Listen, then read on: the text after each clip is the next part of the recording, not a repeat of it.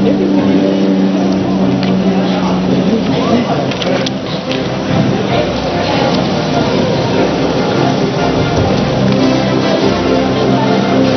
evening from the Catholic University of Eastern Africa. We are just moments away from the second running mates debate. We're expecting Deputy President William Ruto and NASA Deputy Presidential candidate Kalonzo Musyoka. None of them has so far showed up.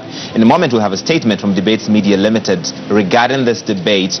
The first one took place about an hour ago. Only one candidate was on stage, and he has become the man the whole country is talking about right now, one Eliud Kariara. Tomorrow, everybody will know his name. Today, maybe not that many people knew his name. Is this debate even important? Why are all the media houses doing this? KTN, Citizen, NTV, K24, KBC, Radio Africa, Media Max. All of the people came together to try and give the candidates an opportunity to present their candidacy and their platform to the people of Kenya. Many of them did not pick it up. Is there any importance for this debate? You see, Larry, this, and I want to, for students of history, and this is important, it started with Socrates in Greece. Yes. Socrates in the marketplace. Yes. The discourses, all right? Socrates was debating about how society should be organized, should be governed democratically. That's how democracy came to be. Discourses, public discourses, interrogation, questioning, always asking why, asking how, asking why not, pushing the leaders to account for why they should occupy privileged places in society. Why are they driving big cars? Why do they have security? Why do they fly in helicopters when we walk? Why do we pay taxes and they live in their mansions? Why and why? These people take that position for granted, that they deserve it, that they have the pedigree. Yet all of us were born naked, and all our mothers had the same DNAs. We are all human beings.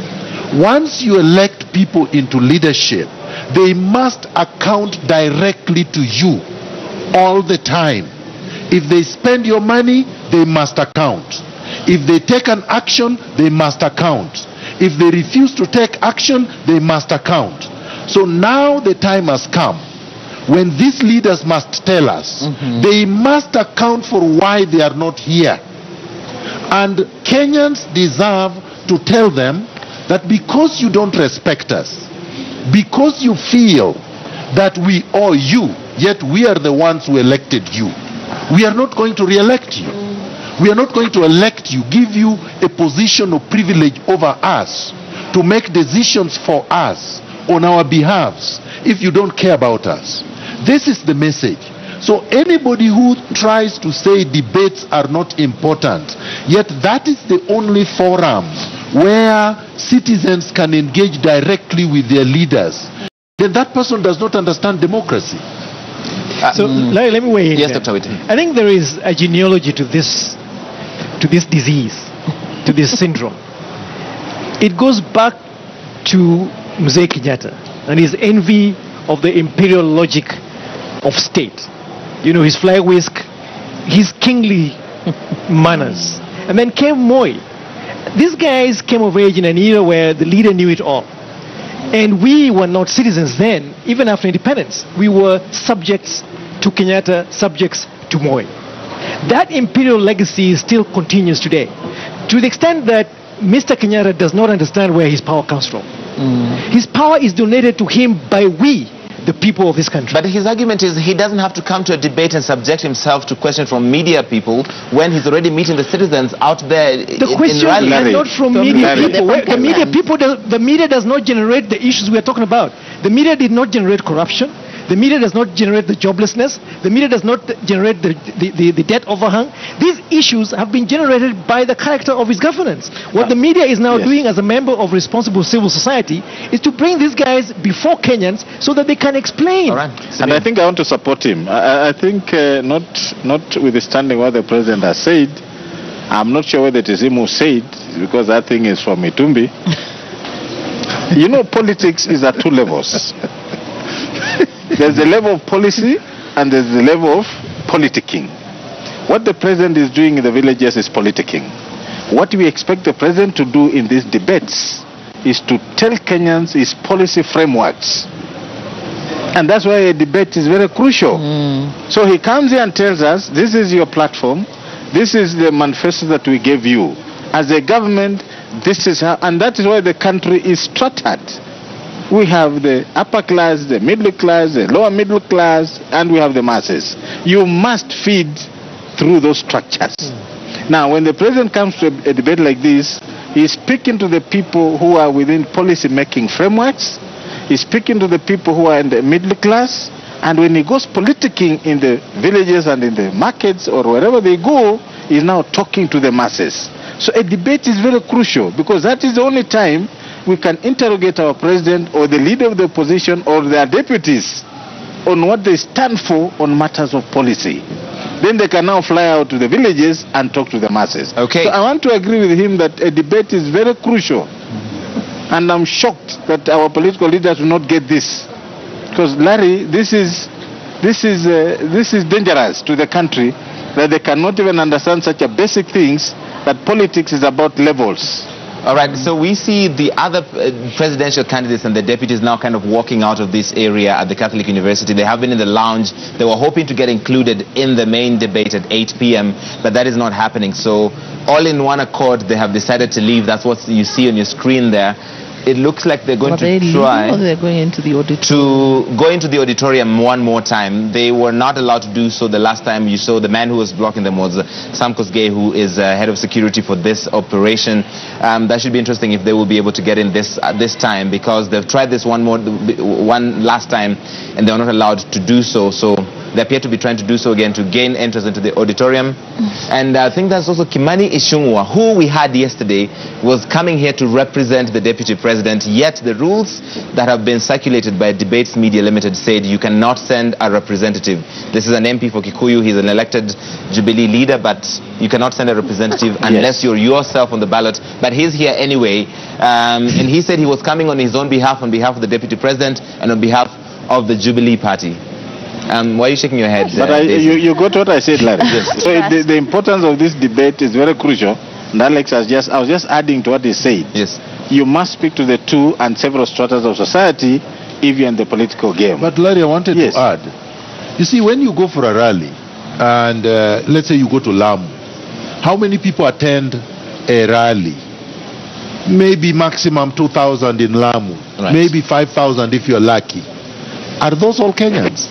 Is that the entire demography of Kenya? We are 45 million. Right now, we are reaching millions, tens of millions, more than you can reach in a rally. So between this and a rally, which one actually is accessible to most Kenyans? Absolutely. All over, from Mombasa to Kisumu, from Wajir to Malaba. It's this forum. And as my friend said, these policies need to be interrogated, and these leaders need to be vetted and audited. And we cannot do that in a political theater where it is monologue. They are speaking to the public. There is no reciprocal engagement. Nobody can ask them questions. They play music, loud music, they dance, and they are up on the stage with security, and the people are down on the grass. These are the people who are paying them. It's dehumanizing. Okay. When N.S. Stevens says Jubilee and NASA's refusal to show up to debates is the height of perverse impunity they are so accustomed to. That I agree. It's actually a manifestation of impunity. These are demigods, and what they're trying to say here is that you deal with us on our own terms. We are the overlords, and you, as Miguna says, you're in the grass there, so you listen to us. And that exchange, that power asymmetry is a problem. Yet we are the people who pay the bills. These guys literally cruise on our shoulders and our backs. We pay, we work so hard every single day to make sure that they have the perks that they do in the expectation that we'll get services. Then what we get is a kick in our teeth and impunity. And to trivialize this process, all the organization that has gone to make possible this debate and expectation and the expectation I wonder how from Kenyans. I wonder how they sleep tonight. Well, they've been sleeping easy even as they continue to rape the country. But the debate is only 11 minutes in. Ideally, we should have had the debate going on right now at 8 p.m. moderated by Hussein Mohammed. If either of them is in the city right now, would you be advising them to come quickly to the Catholic University and have that primetime audience all by themselves? Absolutely. I think at some point you should take the cameras to the hall and show and those I would two. want them to kneel down and apologize to Kenyans. Yes, profusely. Why would they apologize? Because they are late. for treating them with Because they are contempt. treating their employers With like contempt. rubbish, like a rag. And that is not right.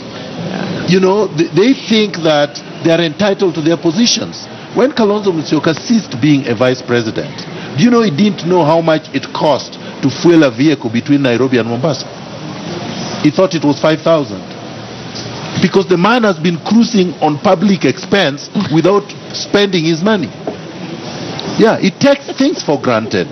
The man has been a minister since he was in his 30s and believes he was born a minister. So you think that's part of the... That's part of the problem. That's part of the problem. Yeah. They should be in Siberia for 15 years. I think it's very disappointing. Really, I really think it is very disappointing, this kind of show. You know, one of the things that we celebrated in 2010 was a new constitution that really captured the aspirations of Kenyans, you know? And one of the things are those democratic ideals where we hold our leadership to account. Right.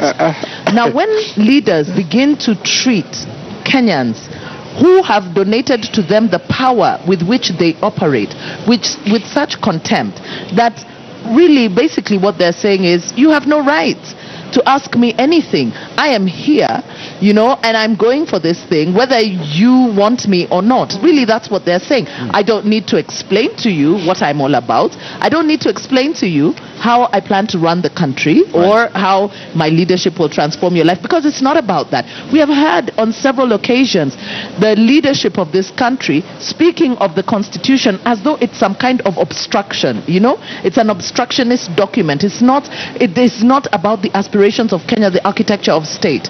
And here what we see is the manifestation of it. So now if Kenyans want to see what impunity looks like, this is what it looks like. They may think that they are kicking the media in the teeth. We will show that media. Media is a crucial part of our Kenyan society to be able to inform them, and have provided them with this platform. And I think that Kenyans really need to be offended by this kind of behavior from the leadership. But as I'm saying, things are changing. Things are changing. Kenyans are beginning to wake up to the fact that we can actually question our leaders, that we can hold them to account. And when we are calling them to account, we can also see those leaders who are running away from accountability. Because this is what they're doing. And we can replace them. Exactly, and they're replaceable. They are not indispensable. Okay. This is people running away from accountability. Let me just make one point here. I think part of the hubris derives from the fact that these guys, the so-called political honchos, believe that this is some kind of an elitist conversation. And they think in a patronizing way that their constituency is Mamamboga and all those guys. And yet we're spending billions of taxpayers' money in education. The same guys keep saying that, who actually says that we're on the cusp of a technological industrial takeoff, a revolution. How is that possible when at the same time you're saying that the people that you cater for are illiterate? Semi-illiterate people who have no access to this kind of conversation. Our work shows that over 50% of young Kenyans have more than post-primary education. They're literate people. We're building a knowledge economy. So to rubbish this and say that this is some kind of Nairobi elitist conversation, I think is disrespectful to everybody who sends their kids to school. And to everyone who has got an education. Because this is the great conversation the country must be having today about what it is that these people actually want to do with our tax money. Nerima, let me read two comments for you from, I'm looking through your comments on social media, #debatesKE. King Kong, if they think debates are not important, then Kenyans should automatically assume their votes are not important either. Absolutely. And Cliff Njora Njuguna says, so William Ruto and Stephen Kalonzo Musyoka, you expect us to vote for you in while you snap debates? Unbelievable. Yeah, I think that it's a wake-up call. In fact, I'm glad this has happened, so that Kenyans can see what we have offered. Correct. And now think about it. We have about 20 days to the election, and think clearly, is this something that you want to deal with for the next 5 years? But basically, I want to touch on something that Miguna had mentioned about Socrates. Right. Also, his worry was that if we don't educate the public on the importance of voting for people who have policies at hand, democracy breaks. Of democracy. And he said that if we don't educate the people, we start voting for people who have the theatrics. We forget about what they're bringing to the table. And that's what is happening right now. Exactly. So a debate is supposed to be a platform where a leader talks about their policies. It's the boring stuff, but it's the important stuff. So when you're very used to the theatrics and the rallies and you think that's what gets you by, I think the debates are a clear indication that Kenyan people want to hear what they're bringing to the table, and they're not sure how to say it or show it, because maybe they're not doing it. But why would you come to a debate though, playing devil's advocate, when you can't say NASA how when the crowd responds, or you can't say ule Joshua napeleka mahali pa busa na changa, and that people won't respond to that because there's silence in I will answer that, Larry. Because governance is not theater. Because governance is not performance. Because governance is not hypocrisy. Because governance is not entertainment. When you want to build a road, or you want to build a bridge, or you want to build a light trail or a subway, you need a team of competent engineers and planners and economists and financial experts to be able to put a blueprint to do it. That means you have to sit in a room and read and understand and then implement. You can't do it on the road dancing. So if they think that the only way we elect leaders is how good dancers they are, so they twist their legs and they think that is the best, they boogie, then they are wrong. Then we cannot develop Kenya. That is why we are 55 years behind Malaysia. I give this example all the time. London built its railway or its subway in 1863. That was 155 years ago. And here in Kenya, we are still saying how, we're gonna why, we don't have money. Do you understand? Right. And yet the tax base is the same. I disagree with Carriera only on one thing, that you can't reduce taxes to 3%. That is inconceivable. And I mean, it would be unsustainable economically. So he had some very good ideas, but some very bad ideas also. Processes. Because probably he never thought about what he meant when he said 3%. And he thought probably that he will be pleasing the Mamamboga to vote for them without realizing the Mamamboga needs a road, the Mamamboga needs healthcare, the Mamamboga needs education and all. And by the way, when they say Mamamboga, these people have a very bad idea, thinking Mamamboga is illiterate. The Mamamboga of Kenya today went to Form 4, and some of them actually got B, not even B minus. So they are very literate. They can read, they can conceptualize. So don't let us dehumanize them and think they're stupid just because they are poor. Okay. In all fairness, not everybody agrees with you guys on the panel tonight, and I must bring that dissenting view as well. Anthony E. Muhindi says, your panelists are behaving like those who snubbed you. Media is quickly becoming irrelevant. Go back to the drawing boards. He's only one person. I'm glad. There are some people But who I agree think, with him. Larry, I don't know what he means. What but does he mean? He means that we're whining. We're not whining. We are not whining. We are discussing. Let me be a bit unsavory to this guy. You know, he might be belonging to those pedestrian thinkers. People who don't want to look at things critically and see the value of what we are doing. My point to this is that I don't know what kind of politicians we have in this country. Because you see a trend, Alex, that even the two big ones, even the small ones are behaving like them. Of course. Correct. You know? It was about the ball. So we must ask ourselves, what is the problem with our politicians? Right. Because even these ones who everybody knows have nothing in terms of presidential election, they're also trying to threaten the media. They're also trying to tell you to ape the big ones because they think they have now arrived. I think it is wrong. Okay. All right. Let's leave it there just for the moment. We'll come back to talk more about this. Right now, I want to take you to the auditorium here at the Catholic University of Eastern Africa just to get a flavor of what's happening inside there. And you saw their motorcades being chased.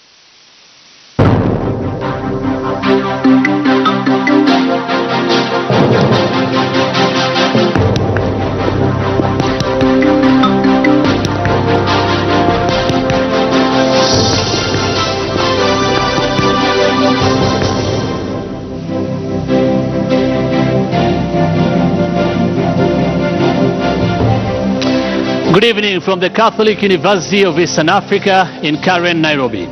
My name is Hussein Mohammed of Citizen TV, and I welcome you to the second and final presidential running mates debate of 2017 organized by Debates Media Limited. I'm your moderator tonight in the debate between Deputy President William Ruto, who is a running mate of President Uhuru Kenyatta of the Jubilee Party, and former Vice President Kalonzo Musyoka, the running mate of the NASA presidential candidate Raila Odinga. The rules and guidelines of these debates have been developed by Debates Media Limited and shared with the presidential campaign teams of Jubilee and the NASA coalition. We will have a 90-minute session. In the first part, I will ask questions that I have prepared myself and not shared with anyone else, and we will thereafter take audience questions in the second part. Now, the candidates have 2 minutes each to respond to questions and another 60 seconds for rebuttal if they wish. Now, I have requested the audience here tonight not to cheer, jeer, clap, or express themselves in any way, and they have agreed to remain silent, except for that moment when I welcome the two candidates, Mr. William Ruto and Mr. Kalonzo Musyoka. Well, that moment is, however, seemingly not with us right now, as no running mate has stand up yet in time for the start of this debate. This debate was scheduled to start at 8 p.m. Right now, of course, it's 8:25, but with none of the running mates present, we are required to quietly wait for a limited amount of time to allow the running mates to make their way to the stage. Now, for all of us in this auditorium, that quiet and orderly wait begins right now. And for viewers across the country, and indeed the globe, we take you back to Larry Mado of NTV, who is hosting an eminent panel of analysts that should hopefully make our wait worthwhile. Make our wait worthwhile indeed. Hussein Mohammed, many thanks. We are going to be waiting for the candidates William Ruto and Kalonzo Musyoka to join us. If that does not happen, we did give an opportunity for them to do so. In the meantime, some quick comments on #DebatesKE. We're getting a lot of feedback from around the country, people watching this and waiting for the candidates to show up. Peter Chepkonga says, I don't understand how aspirants snub a debate watched by millions to meet thousands in some unknown part of Kenya. Masharia Tevin says, these guys, they're not capable of being leaders at a rally hatuendi. And Bradley Nabiswa, so who do we vote for if we cannot hear from you? Come on and go through the challenge. So that's the feedback you're getting from Kenyans who are disappointed that they couldn't see the leaders today. In all fairness, it's only been 25 minutes. One of them or both of them might still show up in the quiet and orderly waiting period that Hussein talked about. So hope springs eternal. No, Larry, you are wrong. If you apply for a job, and this is an application, I remember in 2007 when we crafted Raila Odinga's application for the job of the presidency of the Republic of Kenya. It was a letter. Dear Kenyans, I am applying for this job.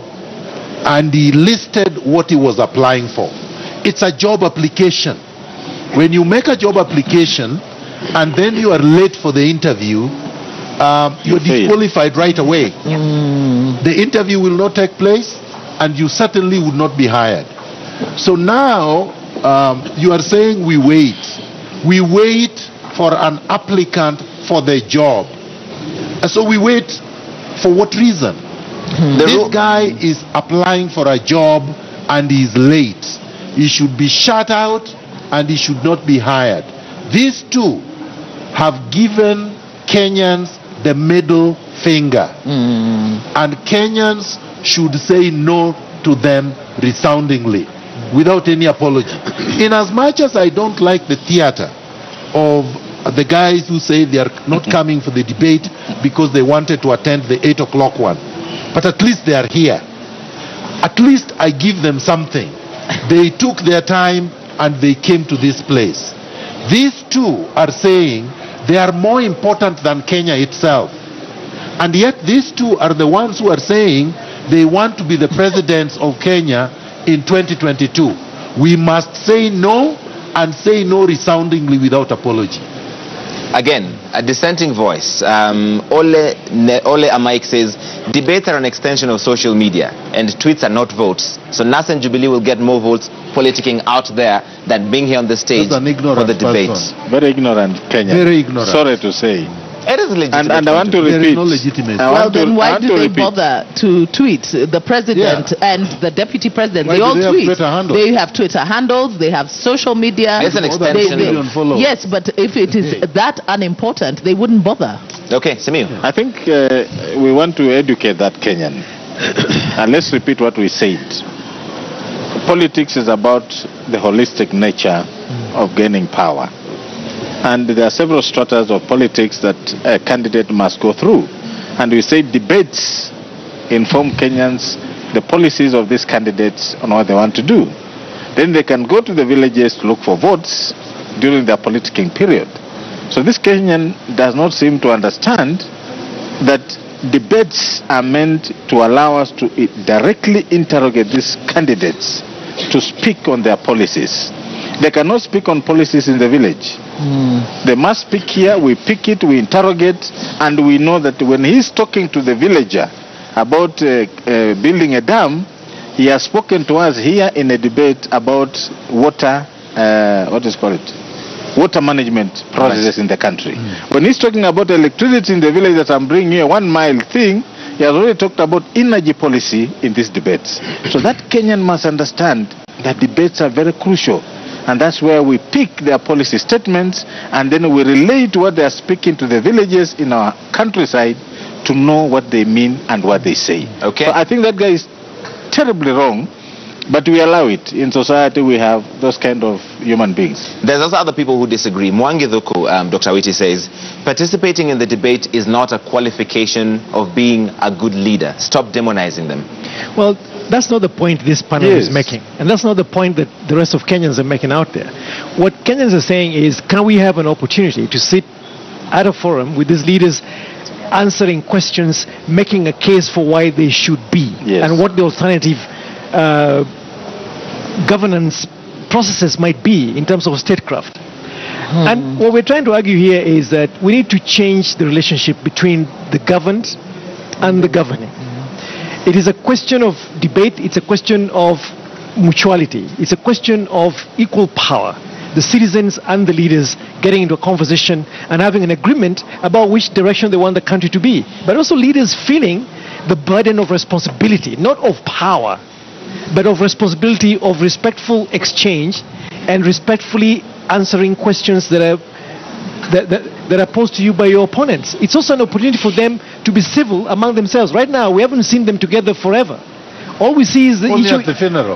Only at the funerals. And when we see them, they're hurling insults at each other, or dancing, or poo-pooing each other's policies. But we're now giving them an opportunity to methodically tell us what it is in their manifestos. And I'm sure some of them do not even know what is contained in these documents because they haven't even read them. And on the campaign trail, I don't hear any of these candidates talking in detail about, say, for instance, how they will pay for free education, how they will pay for social protection, how they will pay for all of these things that they're promising Kenyans, including 57 dams that President Kenyatta is talking about. Where will the money come from, and how will we also still pay the debt that we owe and still put food on the table for Kenyans in a figurative way? Nerima, somebody points out, Coco Felix, be sure that them missing this debate will not affect anything. I don't think that it will not affect anything, because I think a lot of times we forget the most basic unit is the family unit. Because at the end of the day, a lot of young people especially are going to listen to their family members, may it be uncles, may it be fathers, sisters, and discuss what's important for us to vote as a family. And that's just the truth of the matter. So we're going to have these discussions. As much as we're saying those are not the ones on social media who attend these rallies, but at the same time, these are also our relatives in the village where we go back to vote. So where we go sit down, even though we're the middle class or educated that are always online, that don't go out and vote, but we talk. In fact, we talk constantly about politics. I think Kenya is one of those countries that we talk about politics so much, it's our daily bread. So it's important to us. So I think it will have some sort of an impact, because people are going to start thinking, you know what, really, for the future of this country, what's the best option that we have, and what do we want as a people? And I think that it's important. I think it will make a change. It may not make much of a difference in terms of the voting patterns, because still the dynamics of our politics still are centered around the tribal, the ethnic mobilization. But one of the things that is becoming increasingly clear is that while Kenyans do vote along the tribal lines, they still do want issues to be addressed. Right. And we will be able to revisit this incident later, when Kenyans are beginning to see the disconnect between the people that they have elected and their livelihoods and the way the country is being governed. Already there is a lot of disaffection, and Kenyans, for whatever reason, have not been able to draw the linkages between the decisions that they make in terms of the leaders that they elect and the attitude of the leaders, especially towards accountability or being held to account. And this also goes back to, the statement of the president last year, with Miguna here bringing in Socrates. One of the things that he spoke against was civic education, okay? Civic education, being able to educate the voter so that they understand the importance of their vote, And so we can see, we're beginning to see a pattern, emerging from the leadership, whereby they understand it is not to their benefit to have an educated voter. It is not to their benefit or the benefit of them, their continued stay in power, to be held to account or to be interrogated, to have their policies interrogated. Because while Kenyans are busy screaming about cost of living, here is an opportunity for the leaders to be able to address the issue of cost of living, the issues of health and sanitation, public transport, security and all that. So I think that for me it's a great disappointment. I am very disappointed in our leaders, but I also hope that Kenyans are beginning to see and to understand that the leaders really have, they are rather contemptuous of the voter, and they must go back to what the Constitution reminds us. The first article, sovereign power belongs to the people, and it is donated to these people. So it is time that Kenyans started thinking about how do we reorganize and restructure the power dynamics in this country so that we have leadership that is accountable to the people. 34 minutes. 1 minute to respond to the cynics. Yes. First of all, the media is comprised of Kenyans who happen to be voters. We are all voters. So if anybody thinks these are not voters and have no influence, then they are just dreaming. Secondly, it's like saying you are ill or sick. You go to a doctor and you say, doctor, don't examine me, just give me medicine. And the doctor does not know what medicine to give you. Or you go, one person or a few people go to a magician, then some go to the hospital. And they say just because there are a lot of people who go to magicians, therefore hospitals have no role, doctors have no role. That's a very flawed argument. It's fallacious. Because to be able to know who the best leaders are, or that you deserve, or that can solve some of the most intractable problems that we face, we have to interrogate them. And the only platform to do that is in a debate, a structured debate, not owned by them. Perhaps the media should consider giving them a blackout for some time. Correct. Actually give them a complete blackout. Don't air their rallies. Black them out completely. If the media is of no importance to them, then they shouldn't worry about being aired. And maybe this, as a protest should, the media should black them out so that they see how important the media is. 35 minutes after the second running mates debate should have started, it has not. What you see on your screen are the empty seats where William Ruto and Kalonzo Musyoka should have sat. The moderator, Hussein Mohammed, is at his seat, and the rules allow for as little time of orderly waiting. That is still going on right now. The auditorium is set up, the audience is in there, but the candidates are not. And we saw statements this afternoon from both Jubilee and NASA. NASA said they would come if Jubilee came, and then Jubilee put out a statement saying NASA should stop copying us, and then Jubilee said we're ready to debate anyone, including the so-called NASA leaders, but they have no ideas of their own. So that's what's happening right now. 36 minutes now since they should have been here, none of them is here. Who is the real loser tonight? Is it the media, is it the candidates, or is it the people of Kenya? It's the people of Kenya. Number one, it is the people of Kenya. Yes. They have lost the opportunity to interrogate their leaders, to hear their leaders' vision and plans.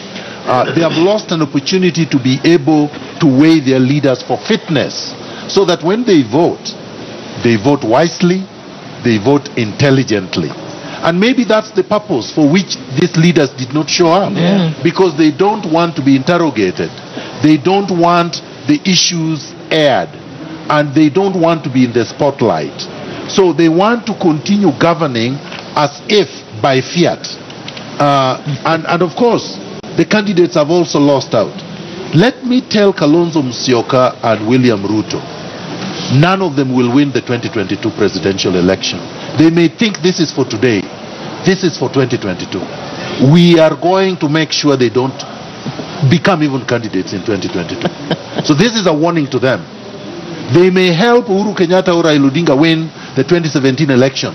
But for the two of them, there is absolutely no way that Kenyans will vote for them in 2022. Samayo, same question. Who is the loser tonight? Is it the media? Is it the candidates? Or is it the people of Kenya? I think one, in whichever order, the three of them are losers. Kenyans have lost because people have shown a lot of impunity to them. They've refused to give them a chance to watch, listen. And Larry, we are told in Africa, Kenya's literacy rate, I think, we are number 2 or number 3. So Kenyans are really schooled. They've gone to school. They can understand these things and they can decipher what is being said and what is not being said.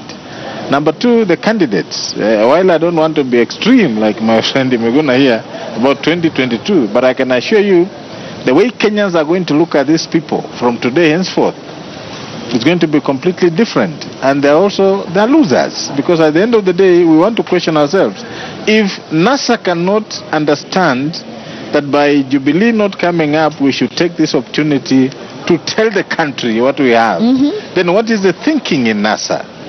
Then Kenyans will look at Jubilee and say, if you cannot come and people are bashing you because of unga politics, because of water, and you don't want to come and speak about these things in this kind of debate, then what are you thinking about Kenyans? So at the end of the day, the two have already lost. Now let me come to the media.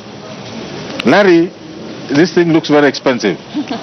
Right. Extremely expensive. And if our political leaders cannot understand that actually this is money you've put in and is going to waste, because of impunity they've refused to come, then this is symptomatic of how they govern this country and how they are going to govern this country. They don't care about wastage of resources. They don't care about wastage of time.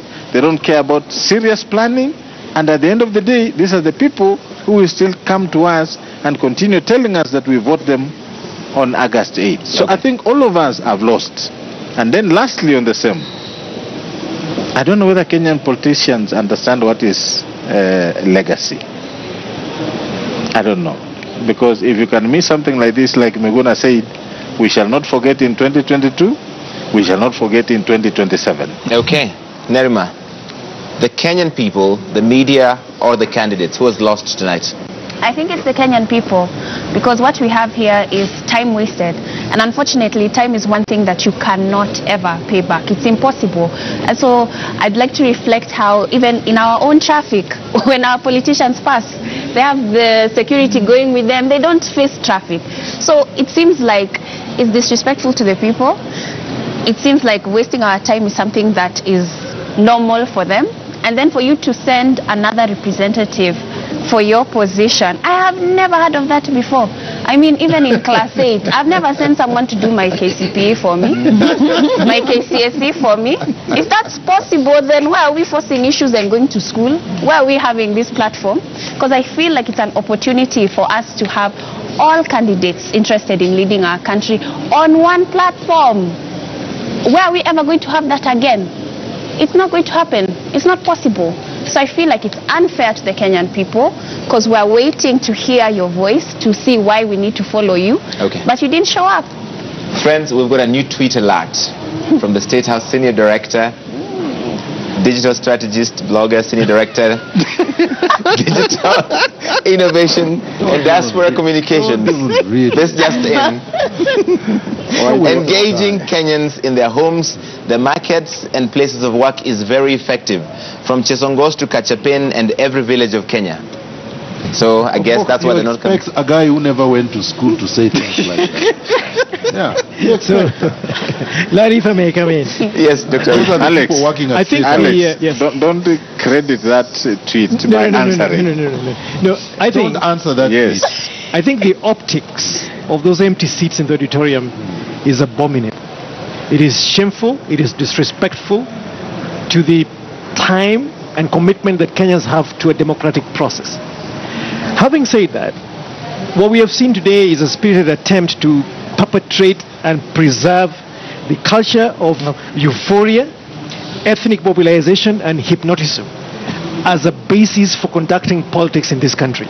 That you do not present yourself with reason and measured discourse to persuade Kenyans to come with you on a platform of ideology and a commitment to drive transformative change. That it is just about going out there, as Miguna said, singing and dancing, twisting your legs and the theatrics. So in that respect, I think Kenyans are losers. This is a very sad night for us today, that our leaders would treat us so shabbily and with no respect to the institutions of this country, to the effort of civil society to create a space for them to speak candidly and honestly to the Kenyan public. Okay. I think this will go down in history, as Mekuna said, as one day we shall never forget. Two counter arguments. One from Fadhili Kanini. Theresa May didn't take part in the TV debate in the run-up to the 2017 elections. She's now the UK Prime Minister. She was whitewashed with a reduced majority. Completely. And she will resign. She's gone. In fact, it's really 72% say she has to leave office within a year's time. Absolutely. Yes. Counter argument 2. Ken Sokwaro. There's an important message we must not miss from this debate's fiasco, that the Kenyan mainstream media lost credibility eons ago. Oh, really? Well, they did, but today they have regained a little bit. Thank you, Daisy. Thank you very much. The alternate Daisy on the panel. You know, we are all the poorer for it. You know, I think that when leadership begins to treat media with such contempt, you know, you must never really underestimate the power of media. And I know that social media has brought new dynamics, but even those people who are making those tweets are also underestimating the value of media, because they are actually watching. So they are watching as they talk about how media has lost its value. But this is a display of, you know, hubris that we see from the leadership, you know, and I'm surprised that we don't have more Kenyans upset by this display. But I think that let me tell you, apart from all Kenyans being the loser, I think for me the biggest loser in this whole debacle is actually NASA, because NASA had the opportunity, carte blanche, to speak to the nation away from Jubilee, the distraction. Yes, the distraction, and really sell their policies, because you know, Jubilee being an incumbent government, they have the advantage of incumbency. You know, the bully pulpit. Exactly. So, NASA should have come in quickly. In fact, they should have been the ones running here. You know, to be able to articulate their issues without should have been here at 7 o'clock. Yes, he should have been here waiting for his time. You know, so for me, at the end of the day, this is one big loss to NASA. And I hope that they are misadvisors, because I would expect that they have seasoned hands. I'm told that the advisors are seasoned hands. But clearly, they're in the same league with Jubilee. Completely. In the sense that these are people who don't understand how to engage with issues. You know, our politics has been about bullying. Completely. It has been about how big crowds, creating perceptions. It's not about the issues out there. They don't know how to engage with the issues. Okay. They want, maybe they would send their experts to do this, but they could have taken time to have their experts take them through their manifestos so that they are better able to articulate the issues, if that is what they were afraid of. But on this one, Kenyans are the biggest loser, but politically, NASA has lost a golden opportunity. All right. We want to leave it there. I want to say thank you all so much for being with us this evening, debating the debate. I think it's the most illuminating. Debating the non-debate. Debating the non-debate. Simiwe Runga Miguna, Daisy Mdany, Dr. Alex Oweti, and Nerima Wako, appreciate your time. We appreciate you watching. From me, Larry Mido, and my panel, thank you for watching. I'm going to take you now to Hussein Mohammed, who is the moderator of this second debate. Hussein. Right, it has been 49 minutes of waiting to this moment. Neither of the two running mates is here, and Debates Media Limited has taken a decision. And that decision is as follows. Debate Media Limited declares a no-show for the second of two editions of the running mates debate. The next debate is the presidential debate on Monday, the 24th of July 2017, between President Uhuru Kenyatta and NASA presidential candidate Raila Odinga. But we leave you tonight with this statement. On the 9th of May, the steering committee of the presidential debates made the preliminary announcement of its plans to stage this year's presidential debate. Now, this was not an entirely new concept in the country, having been successfully introduced in 2013 by the mainstream media in the country. Now, at the time, there was no validly nominated presidential candidate, as the formal presentation of papers to the IEBC would come much later in May. The steering committee recognized that this process required a great deal of time and resources to put together, and the earlier the preparations began, the better it would be for everyone. This is the reason why this process could not have waited for the parties to declare who their presidential candidates and running mates would be. Nevertheless, the steering committee relentlessly reached out to all campaign teams through formal letters and informal channels. In June, the committee published the criteria for participation in the debates, and drawing from international best practice, determined that there would be two debates in one. The first would involve candidates who would have scored less than 5% in national opinion polls conducted by two research firms. The second part of the debate would only involve the candidates with more than 5% in the same opinion polls. This approach was aimed at ensuring that Kenyans got ample opportunity to hear from the candidates who stood a mathematical chance of ascending to the positions of president and deputy president. But in so doing, the committee wanted to be as inclusive as possible in the debates. This is why, even when the candidates with less than 5% support were still scheduled to have their own debate. The first response to this criteria came from 6 presidential candidates who castigated it as discriminatory, insisting that they wanted to share the stage with the other 2 candidates who were now perceived as frontrunners. As a matter of fact, one of the candidates took the organizers of these debates to court to challenge the criteria. The suggestion that the campaigns did not know about these debates is therefore at best dishonest. These debates have never been about individual candidates. They have never been about any one or two political parties. These debates are driven by the enduring principle that the media is a watchdog for society and provides a platform for alternative visions. This is why we are committed to doing this debate, whether one or two candidates chose to stay away. We believe that as media, we have discharged our duty. I'm Hussein Mohammed. Have a good night.